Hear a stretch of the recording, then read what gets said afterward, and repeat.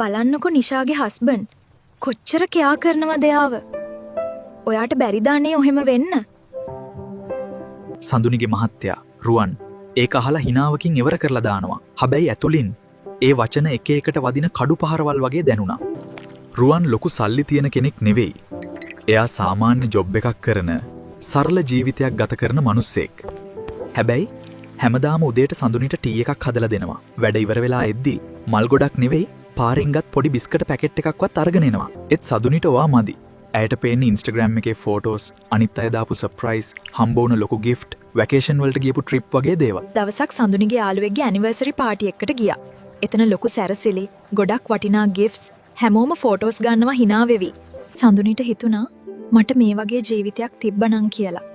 Party එක ඉවර වෙලා රුවනුයි සඳුනී ගෙදර ආවා. ගෙදර ඇවිත් රුවන් කුස්සියට ගිහින් සඳුනිට ටී එකක් හදලා ගෙනාවා. ඇයට මහන්සි ඇති කියලා හිතලා. අද පාටි එකේ දැක්ක කපල්ස් ලොකු ගිෆ්ට්ස් තිබුණා. ටේබල් එක මැද වටිනා පෙක්ටි, මල්, ඩෙකොරේෂන්ස්.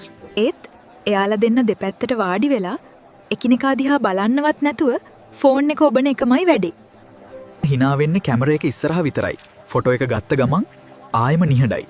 සඳුනිට ඒක දිහා බලලා අමුතු හිස් හැඟීමක් දැනුණා. මේකද ඇත්තටම සතුට කියන්නේ කියලා ඇය ඇයගෙන්ම ඇහුවා. ඒ වෙලාවේ ඇයගේ මතකයට ආවේ ගෙදර ඉන්න රුවන්. ෆෝන් එක පසෙක තියලා කෑවද කියලා අහන ඒ සරල කතා ටී එකක් අතට දීලා hina වෙන ඒ මොහොත ඇයට මතක් වුණා.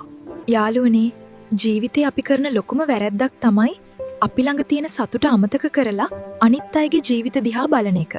ඒක හෙමින් හෙමින් ආදරය අඩු කරනවා. විශ්වාසය බිඳ දමනවා. අවසානයේ දුරස්වීම් හදනවා. ඔයා කොම්පෙයාර් කරන හැම වාරයක් ගානේ ඔයාගේ පාර්ට්නර්ගේ හිතේ මම මදි කියන සිතුවිල්ලක් උපදිනවා. ඇත්තටම වටින්නේ ලොකු ගිෆ්ට්ස් නෙවෙයි. එක්ස්පෙන්සිව් ලයිෆ් එකක් නෙවෙයි. වටින්නේ හවසට කොහොමද කියලා අහන කෙනා. ඔයා දුකෙන් නිද්දි ළඟට ඇවිත් ඉන්න කෙනා. කුඩා දේවල් වලින් සතුටක් හදන කෙනා. අනිත් අයගේ ජීවිත පර්ෆෙක්ට් වගේ පේන එක ඔයාගේ ජීවිතේ සාර්ථක නෑ කියන එක නෙවෙයි.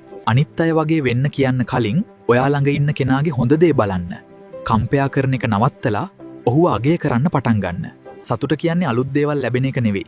දැනට තියෙන දේවල් අගය කරන හැකියාව. ආදරය කියන්නේ ලොකු ෂෝ එකක් නෙවෙයි. පොඩි පොඩි සැලකිලි වල එකතුව.